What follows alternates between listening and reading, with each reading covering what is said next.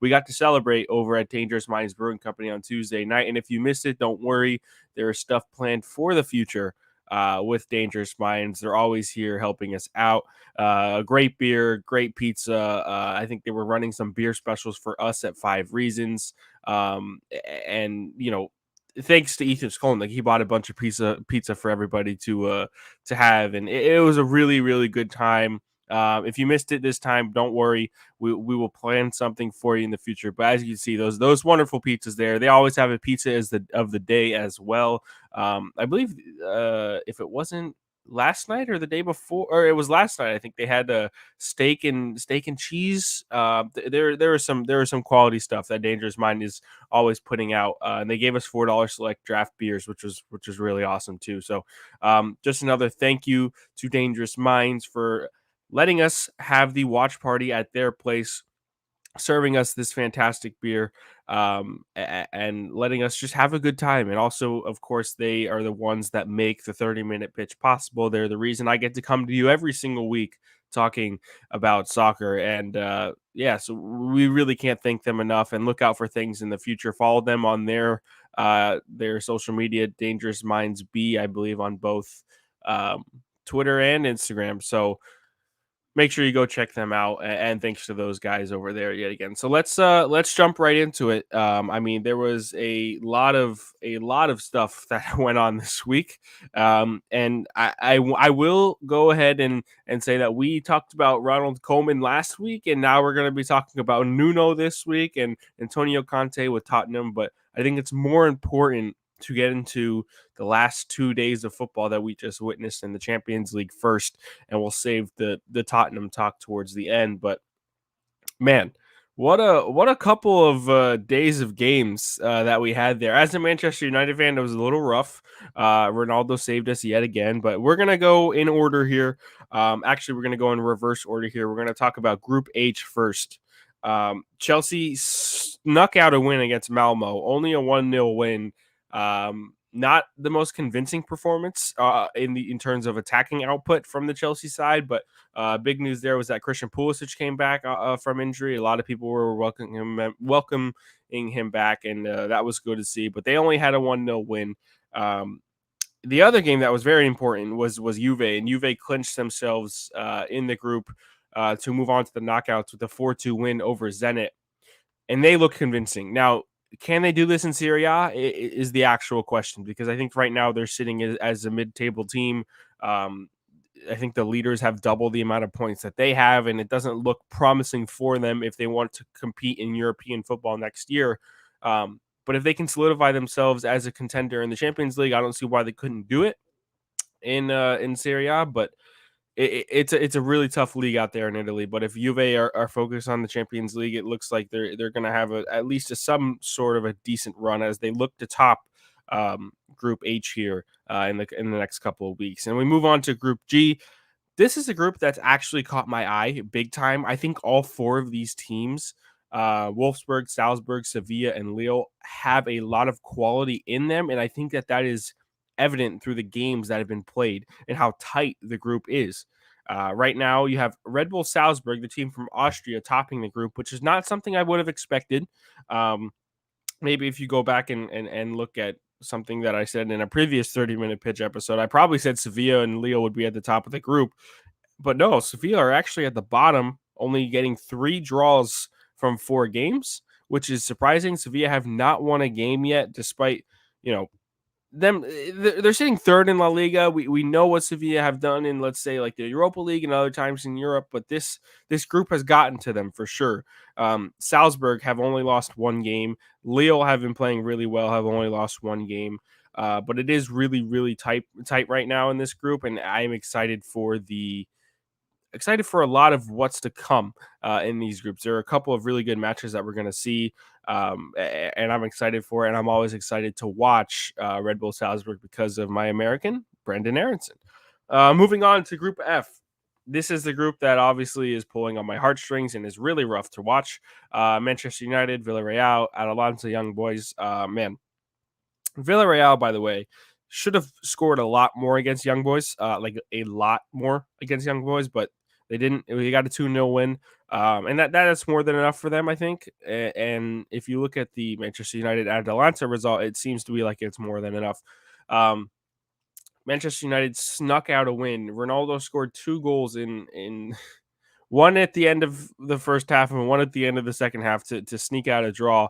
But Manchester United definitely have problems, and I think that they have a lot to work on. This thing with Ole rushing back players from injury, we saw it yet again with Rafael Varane, who's now out for another month because he got rushed back, and right when he got injured in like the 30th minute or so, they had to switch the formation, and it was not going really well. Rashford up top as a striker next to Ronaldo in the first half wasn't going really well. He didn't seem, to have any relevance on the match, and you saw Van de Beek and Sancho come on, not make too much of an impact, but Ronaldo did what he does and he got the goal. And as much as it wasn't a convincing performance, they sit at the top of Group F, and I guess that's all that matters. But man, it was a rough watch. Yes, maybe I was screaming when Ronaldo scored, but it was a rough watch nonetheless. And I think that they will go on in this group, but it won't be by any sort of, it's going to be rough. It's going to be rough at the end of the day. Moving on, let's go to the group with Barcelona and Bayern. And I just saw a notification from Bleacher Report that Ousmane Dembele is injured again, which is really, really sad. That he has been struck with so many injuries, and it is really, really tough to see. But you could see Barcelona there sitting in second place with 6 points. They got the win over Dynamo Kiev on Tuesday, and that kind of solidified themselves as, okay, you know what, we're actually going to continue European football past this group stage, which is really good for them. They definitely needed something like that. Now, going against the likes of Benfica and Bayern, the next 2 matches are not necessarily convincing in terms of what they can do, but it doesn't seem like they'll drop out of that, at least the third spot, at least to go into Europa League, but still surprising nonetheless. And I think Benfica will actually give Barcelona a run for their money. I think Benfica, despite their I think the 9 goals they've conceded to Bayern, it is Bayern Munich. They've scored 17 goals, and there's really not much you can do about that. But Benfica have produced some quality over the years, and I think that the Barcelona Benfica matchup that we're going to see in the next couple of weeks could be a pretty enticing one. But as for Bayern Munich, Lewandowski with the hat trick on Tuesday, and they just seem like a really, really strong side, of course. And I would go as far to say maybe the best in Europe if it wasn't for their defense. I feel like there are times where they concede a hefty amount of goals in matches, and yes, maybe they turn it around and score goals of their own. But you look at that 3-0 loss to Mönchengladbach, and I believe the DFB Pokal, and then even Benfica getting 2 goals in this match in a game that should have just been put away really simply. I have my worries with Bayern, especially at the back, and when you're a club who not necessarily is using their older players, but it's I don't know. It's tough. It's tough. And I think they have a lot to work out in the defense before I can go on and say that they're the best team in Europe, because later on in the show you hear who I think really is the best team in Europe, as much as it's going to pain me to say it. Now, the games yesterday, Wednesday night, were a lot of fun to watch. I was watching the Golasso show on CBS Sports both days, and I will say the second day was probably a little bit more fun for me. So moving on to the Real Madrid group with Inter Milan, Sheriff, and Shakhtar Donetsk. The Inter win was important. I think that Inter Milan beating Sheriff that handily was going to happen, but it needed to happen right then and there, or else Sheriff are going to start looking like real contenders to get onto the group stage. And as much as you want that Cinderella story to happen, this first ever Moldovan team to make the Champions League, I mean, it would be special. It would be very, very special. But unfortunately, it didn't get done. Inter Milan ended up scoring 3 goals past Sheriff, and it was more than enough. Brozovic had a fantastic game, by the way, and I think he ended up bagging a goal as well. And moving on to Real Madrid, you see there on the bottom, Benzema equals goal, or equals the goal, and I could say goal too, maybe even goal twice if you want to do it that way. He scored twice. The attacking partnership of Benzema and Vinicius Jr. is thriving in Madrid. I mean, when I say thriving, it's really thriving. These guys are in tip top form, not only in the Champions League, but in La Liga as well. And Benzema is looking like one of, if not the best strikers in the world. That is an amazing stat right there. 1,000 Champions League / European Cup goals. That is a team filled with history right there, and they're going to try and continue to do that. It was a good win for them. We've had a lot of questions about Real Madrid going into the season. The aging midfield, what they're going to do at the back. If it wasn't for Alaba, I'm not sure exactly how that would go after losing Varane, but it looks like they're figuring things out. It looks like they have a grasp on what they want to do going forward. Ancelotti is trying to sort things out, and now they've just got to translate it into La Liga and solidify themselves as the top runners there. But it looks like they'll be moving on past the group stage into the knockouts, and every single time Real Madrid get into the knockouts, you have to worry. It's just a club of that stature, of that size, with that much history. You know the name. Real Madrid gets things done, and I think that like look, with this back pairing of Alaba and Militao, it's starting to work. The front pairing of Benzema and Vinicius, and the midfield that's very trustworthy. And Toni Kroos, Casemiro, and Modric, they're figuring things out, and it's not going as bad as maybe we would have expected this season for Ancelotti and the players for Real Madrid. So shout out to them. I know Mandy's happy that I'm talking about them this much on the other side, and I think that they will make some, not necessarily a sneaky run, but I think that they're a team to definitely look out for. Moving on to this Group C with Dortmund, Ajax, Sporting, and Besiktas. Besiktas, I'm not even going to mention.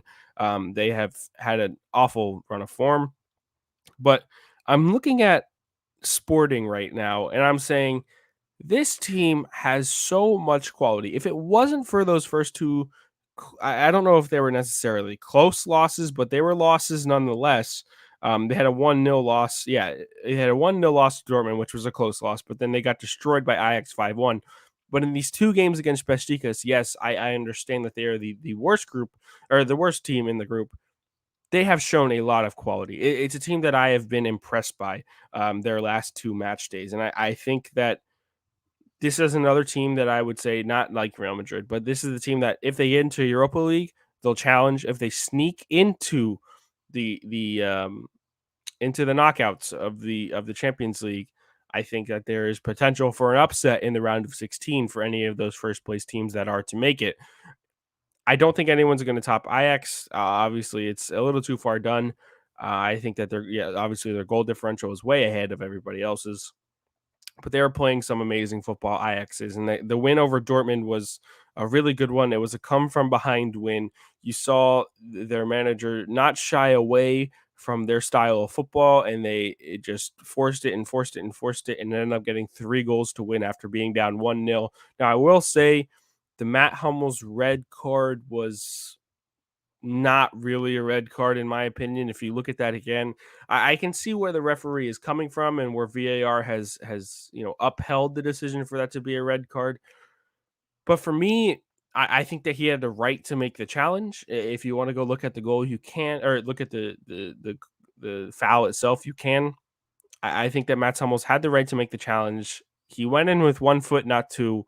Granted, it might have been a little bit studs up, but I think that the intent for the ball rather than the player was there. And as much as it is dangerous, I just it's hard for me to decipher whether or not that's a red or not. And I would lean towards it not being a red card, especially not a straight red, and it was early on in the game. So it was definitely an interesting call. Maybe if that was a second yellow, I understand, or maybe if he, you know, if things were getting out of hand and the game control was completely lost, sure, that's a red. But this was a tough decision for me, and I think it ended up hindering Ajax, or hindering Dortmund in the end, and Ajax ended up pouncing later on in the match. They scored in the 72nd, 83rd, and 90 plus 3. And Dortmund's goal came in the 37th. So there was a lull there for a while in the match, and then it opened up for Ajax, and they ended up getting a very important win to basically solidify themselves in the round of 16, which is really good. And we know what as for a couple of years ago, we know what Ajax can do if they get to those stages and they have a team like they do now. You cannot underestimate them, and they might make another semifinal run like they had before. That this is a team that can absolutely do that. They have a lot of quality players. They brought in Sebastian Haller. Anthony has been amazing for them. Dusan Tadic has been really good for them. Gravenberch, the midfielder, has been quality. I mean, they're playing a style of football that is total football. They are playing total football, and it's absolutely working, and it's translating, and you can see that on the table. So I'm Ajax is another one of those teams I'm looking at, and I'm like, oh man, they might make some trouble for some clubs. So look out for Ajax. On to Group B. We're almost done here. Couple of good games. A game that I was a little disappointed by was Milan and Porto. These Portuguese teams are sneaky, sneaky, sneaky good. I mean, I think that they have a lot of quality that people like to not necessarily look down on, but they just don't look at it at all. Um, as for Sporting, I was looking at Goncalves, who had an amazing game, had 2 goals, scored the penalty, and 5 minutes later he scored another one. And then I'm looking at this Porto team, the 24-year-old Colombian Diaz. He's been on form for a majority of this season so far, and scored early against a Milan side who has not even gotten a win yet in Champions League. And for their return to the Champions League for the first time in I don't even know how many years, this is a really disappointing start. A really disappointing start. And the fact that they got a point is lucky. I think that Porto controlled most of the game until later on when you saw a couple of substitutions there for Pioli's side. But I think Milan, if they want to be, I mean, they're trying to consider them. They're trying to get back to that status of European giants, right? And it all starts within the Serie A. And for a lot of last year, they were challenging for title, and this year they looks like they're challenging for the title again with Napoli. I think Napoli is sitting at the top right now, and Milan are either behind on goal differential or tiebreaker, or maybe just a couple of points, but they're right there. This Champions League run is very disappointing, and for them to continue to strengthen their squad, who has a lot of young players, mind you, they need to continue in European football. And now it's going to be about playing Atletico, playing Liverpool, and trying to get into the top 3 so they can continue at least in the Europa League. It's looking like Champions League round of 16 is out, and maybe even Europa League is out, considering they're going against 2 of the toughest sides in Europe right now, but they need to find a way. The fact that they had to draw against Porto, and the draw against Porto barely kept them alive in this, is almost shocking. And I think that they have a lot more quality to offer. I'm not sure why they can't translate it from the Serie A to Champions League against a couple of these rosters. Granted, this is a quote unquote group of death, and I understand it, but 3 losses and a draw is not something you want to see. Now, the Liverpool Atletico game is what I want to get into, because the this Liverpool side, and I think we talked about it last week. This Liverpool side for me right now is the best in Europe. Liverpool is the best team in Europe right now, and they have shown that for the last maybe 2 months. I think that they are playing some of the best football Liverpool have played. You look at that Champions League winning side, you look at the Premier League winning side, and you look at this Liverpool team now, and you don't see much of a difference. You have Salah, who's in insane form, Mane, who's in insane form, Jota, who's scoring goals for them. Van Dijk's back healthy in a really good center back pairing with Joel Matip, it looks like right now. And to say the least, Trent Alexander-Arnold is I mean, those 2 assists in that game. There was a time where I was on the fringe about Trent as a player, and this was right before the Euros. And now I'm looking at him and I'm saying, okay, this might be one of the best right backs in the world again. Like he's found his way, and not on the defensive side. I think it's more of his attacking output that puts him above the rest. But Trent Alexander-Arnold with 2 assists in that game, 2 wonderful assists, might I add you, 2 wonderful crosses. One of them, okay, maybe would have been a shot, but it was a close call. And the first cross to Jota was phenomenal. I mean, it was phenomenal, and I think that this side has a lot of quality, and they are my favorites to not only win the Premier League. I think that the Premier League is not necessarily Liverpool's to lose, but they will definitely be challenging Manchester City and Chelsea, as I think that they're a better side than both. But I think that Liverpool might make a run at lifting the Champions League trophy again. As much as it pains me to say it, and as a Manchester United fan, it sucks. But I have to respect the quality when I see it. And with what Jurgen Klopp has done with Liverpool, um, all these players getting back healthy, couple of decent signings. It's going to be rough for a lot of players or for a lot of teams who come in their path down the down the line. Now that is a comment that I was not expecting, Manny. Salah to Madrid. No, no, no. But it'd be fine if we can get him out the Premier League. I wouldn't hate it. But if that were something to happen, I'd be quite shocked. And now to finish off and round off our Champions League talk, we go to Group A, where Leipzig yet again put on a really good performance, but get a disappointing result at the end of the day against PSG. Now, the last time these two teams played, it ended in a 3-2 win for PSG, and it was just one mistake in the midfield that kind of cost them the game there, but they had a couple of games in Germany, and then they go to this game against PSG again, and it's a 2-2 draw in a game that should have been 3-2. Andre Silva missed a penalty right after they scored their first goal. They could have jumped out to a 2-0 lead, and then they didn't. I don't know exactly the minute that Silva, I think it was the 12th. Okay, I'm seeing here. It's the 12th minute that Silva misses penalty. They could have been up 2-0 inside 12 minutes. And then in the 21st, 9 minutes later, Gini Wijnaldum scores an equalizer. And I think that that's kind of what shaped the game here. Wijnaldum ended up scoring his second goal in the game and his second goal for PSG later on in the first half. And it wasn't until the 90th plus 2 minute that Sobolossi scored a penalty, luckily, after Kimpembe kind of like jumped all over one of the Leipzig players. And he scored the penalty to tie the game. But it was a disappointing result for Leipzig, who are now going to struggle trying to stay in European football. They're going to have to beat out Club Brugge, as you see there, being behind 3 points. Yes, they will play each other, which is a really good thing. But Leipzig also have to play City yet again. So I am somewhat rooting for RB Leipzig. They have an American coach in Jesse March, who I admire and would rather have him coaching the national team, but that it is what it is.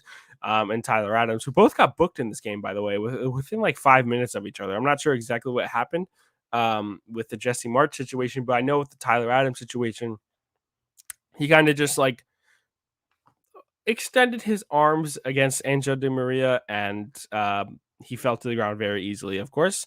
And it was a straight yellow, and the players started fighting, whatever. But it was funny to see those two guys get yellows back and forth. And as for City, Bruges looked like Bruges was going to do something really good in this match. They went down early, and then 2 minutes later, after going down, they score after getting an attack, and a ball ended up getting whipped across the front of the goal, and it hit John Stones in the head, went in for an own goal, and it was like, oh my gosh, Bruges equalized, and then the quality came pouring out for Manchester City, and they ended up winning the game 4-1. As you may expect, Foden, Mahrez, Sterling, and Jesus all get a goal.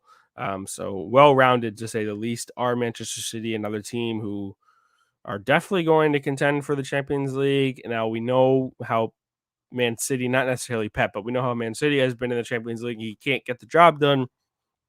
But this is a side that's seems to be improving every single game, which is very scary. They just have so much quality at all times. Their A team and their B team, you could throw them out there and they would challenge for a title wherever they played, which is a scary sight. And I believe Joao Cancelo also had 3 assists in this match, which is a pretty big feat for him. So yeah, huge result for City. They're definitely gonna go through.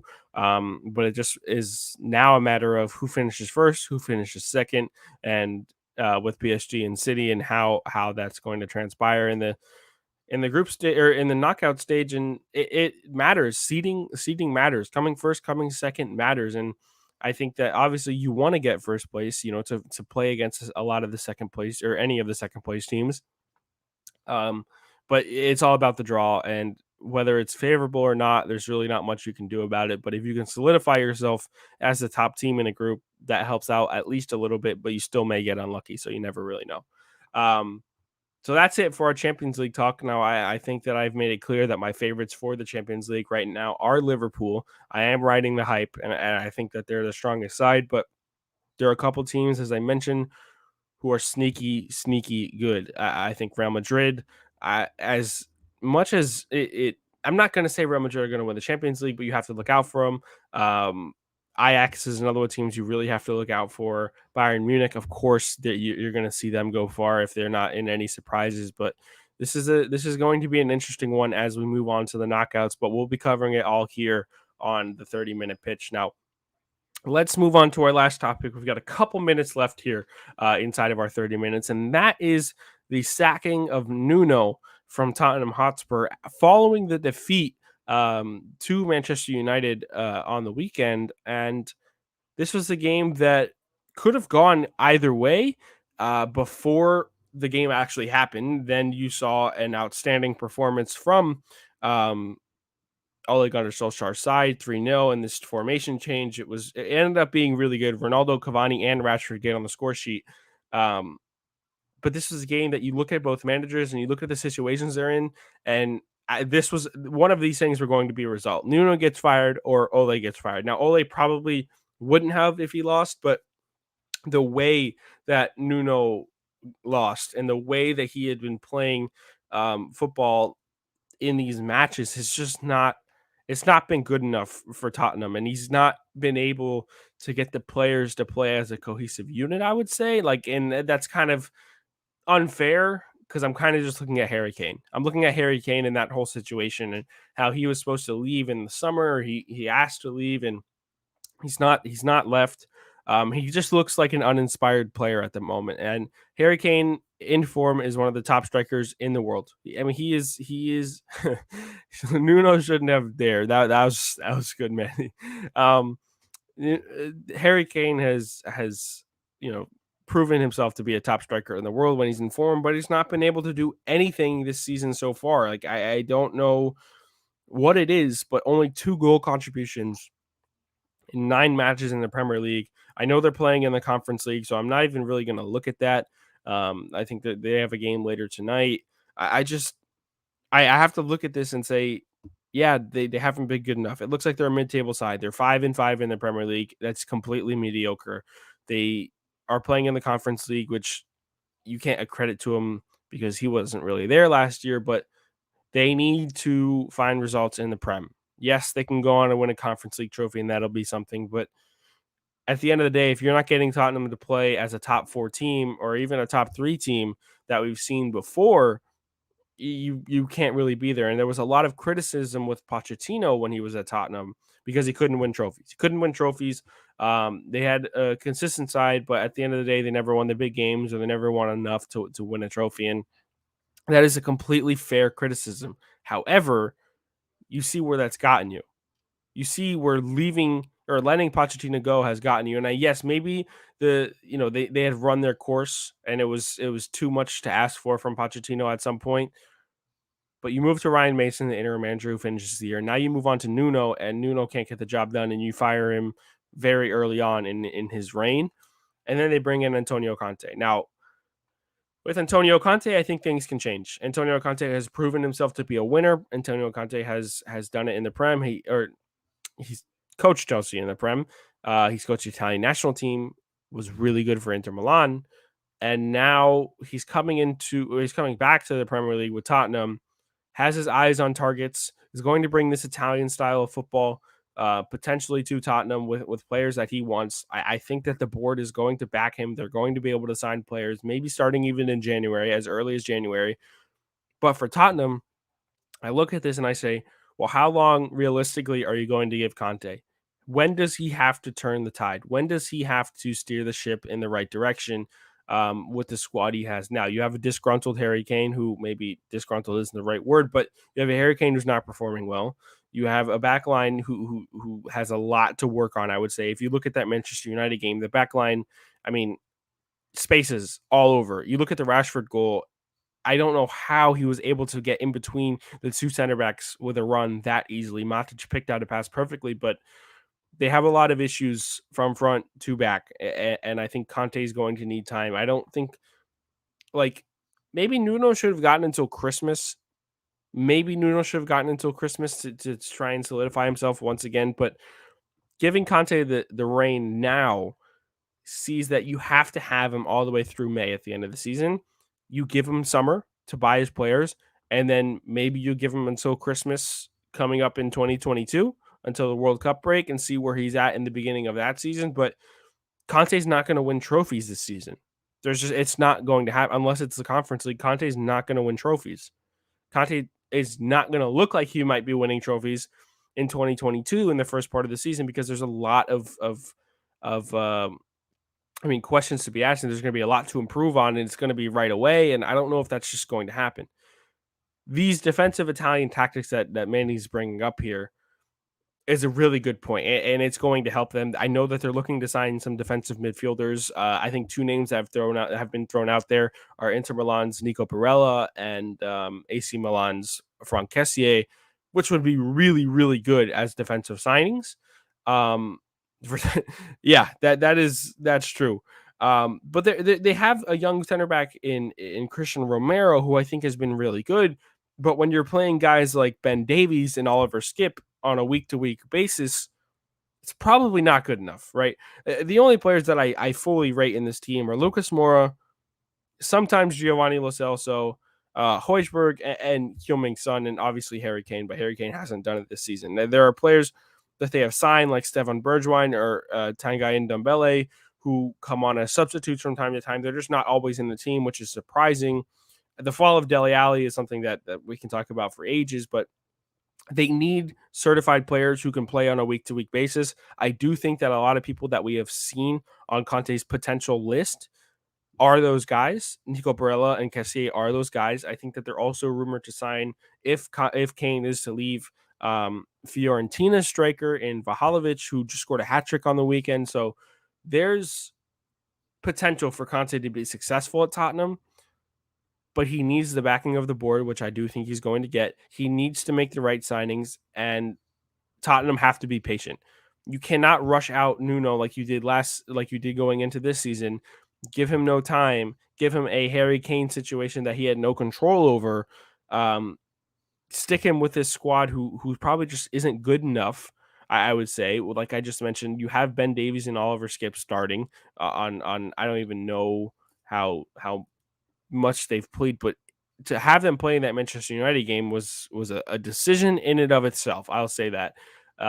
They have to figure things out quickly. But with Conte coming in, or they had to figure things out quickly with Nuno, and it didn't get done. Like you said, Manny, there, new stadium, new wages. If you're impatient with a manager, it's going to go rough, and that's kind of just how it goes in world football. But I do think Nuno should have been given until Christmas, at least until the January transfer window.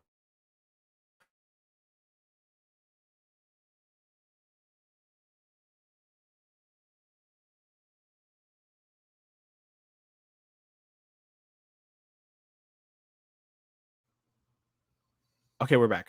We're back. With Conte, you have to be patient. Let him bring in the players that he wants to bring in. The board needs to back him and give him enough time to actually get a chance to win a trophy. Right now, Premier League's out of the question. They could probably turn things around. Like they're only 10 games in, right? Everybody's only 10 games in, but they're sitting 10 points out of first place. There's no way they're going to climb up the table that quickly. With the likes of Liverpool, City, West Ham, who've been playing really well, Man United, Arsenal, who have picked up form recently. I don't think they're going to get to that stage where they're going to qualify for European football. And if they do qualify for European football under Conte, that's a win in my opinion. That is a win. If they can turn this around and finish in 5th place, that's a win. And then you give him the summer to get his players and try and win a European trophy at that point. But winning the Conference League should be on the goal for Conte. Staying in top 5, whether it's Europa League or I don't even care if it's Conference League, but if it's 5th place or better, you're in Europa League or you're in Champions League, and Conte could figure things out. But his brand of football might help that back line. I'm sure. I know they need it. And Nuno wasn't able to get it done. I don't know if Nuno was smart for leaving Wolves. It looked like he was doing really, really well there. And now he's unfortunately out of the job. So all the best to him, but everyone's eyes are now on Antonio Conte with Tottenham. So with that said, I think that wraps up our show. Before we head out, let me thank our wonderful friends at Dangerous Minds yet again. If you guys missed that Heat Watch party, we had a really good time. Pizza, beer, as you can imagine, it was awesome. And obviously, the Heat got the win, like I mentioned earlier on, and that was really good to see. I am very happy that we are partnered with Dangerous Minds. They're a great location out here in Pompano Beach, a great brewing company. If you like pizza, and especially if you like beer, come and check it out at the Pompano City Center. Great service, great atmosphere. They've got events going on a weekly basis. They've got live music on Wednesdays and Fridays and Saturdays, outdoor and indoor dining. It's just a really great place to be. Really good vibes, and it's always a good time. And it's always good food, and it's always good beer. So that helps out the good time and the atmosphere and everything like that. So if you get the chance, go check out Dangerous Mining Brewing Company. They're doing a great help to us by letting this show be possible. So we want to extend that help and help them. Please go check them out. And if you do, mention Five Reasons, mention myself, mention the 30-minute pitch, and that would do us a world of favors. So thank you so much for tuning in yet again. Thank you to Dangerous Minds. Manny on the other end, thank you so much. This is it for the 30-minute pitch on the Five Reasons Sports Network YouTube channel. We will see you guys next week.